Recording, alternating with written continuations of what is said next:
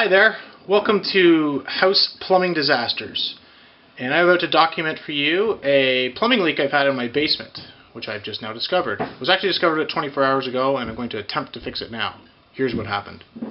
As you can see here, I've cut some holes into this trunk line in this basement I've boxed in, and what happened was right here, I was getting a little leak, and it actually saturated on the carpet here, an entire 6-foot square area. And I was able to use a dehumidifier, which is off over there. And over the course of 24 hours, it dried out pretty good. So I think I saved the carpet, thank God. It wasn't wet for too long, so there shouldn't be any mildew. So we're going to run that dehumidifier quite a bit longer. So what I found was here, I cut this hole here, stuck my head up, and I could see all along this I-beam here, there was water dripping all along this trunk line. So I think I salvaged what was leaked down here with a base heater I was able to fit up here. And blew some warm air down there for 24 hours. It seems to have dried up everything. We'll find out when everything dries. But what happened was over here, you can see, up here, if I get in here and look, it's right here, there is the hot and the cold copper lines, and the hot is actually sitting on top of the I-beam right here, and that is corroded through the pipe. So I'm going to have to somehow get my hands up there and cut through that. I got a little mini hacksaw to do the job, but it's going to be painfully slow. So I'll have to be patient when I do that. And I could fit a little torch up and feather it between those pipes. The problem is with the solder, getting it through. So I cut a hole on this side over here. As you can see up here, I've cut this strapping along there off. So I think I can stick my hand up there with the solder from the back end and solder it shut. So we're going to find out. It's going to be a little tight, but there you go. One thing that's good in this house was down over here in the office, there is a way to bleed the lines in the house dry. You can see over here, just a couple valves there running there into the bucket, so the house is totally drained dry, so that was really easy. So that's pretty sharp. We like that. So we're going to get to work now and see how this turns out. Okay, the pipe is cut. And here's what I found. You can look down here. There's the pipe. I'm not sure you can focus in on that.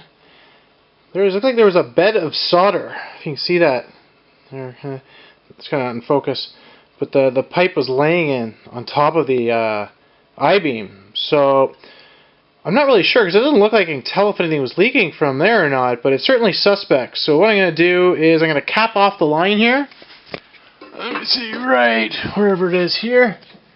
I'm going to turn the water back on and see if we get a leak. And then we're going to take it from there. So stay tuned. Okay, we're back. I've got that line capped there. So I'm now going to turn the water on and see if that, in fact, was the leak.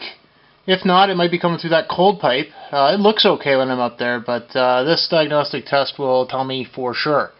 So stay tuned. Okay, and we're back.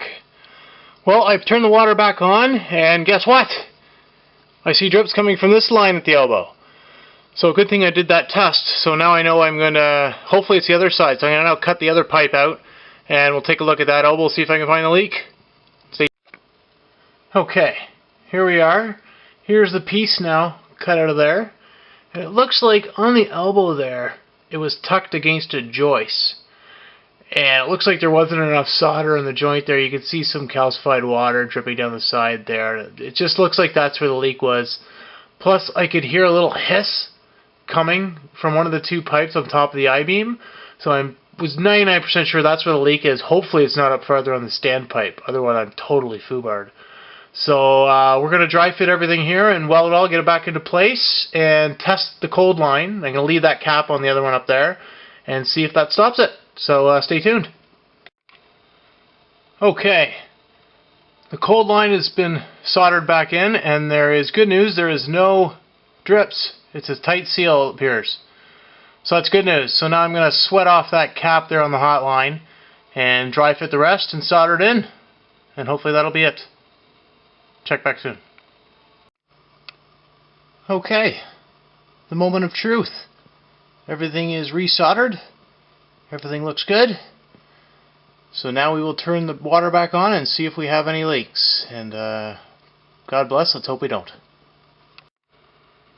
Okay, the water's back on and we have no leaks. So this has been a successful repair. I've got the towel back up here on there to wick water away just in case there is a leak. And I'll have a bucket down here underneath to catch it in case while I go to sleep tonight. So that is it. A plumbing job repaired. Now all I have to do is fix the ceiling, which is not going to be an easy feat. So that's it. Basement plumbing repair job finished.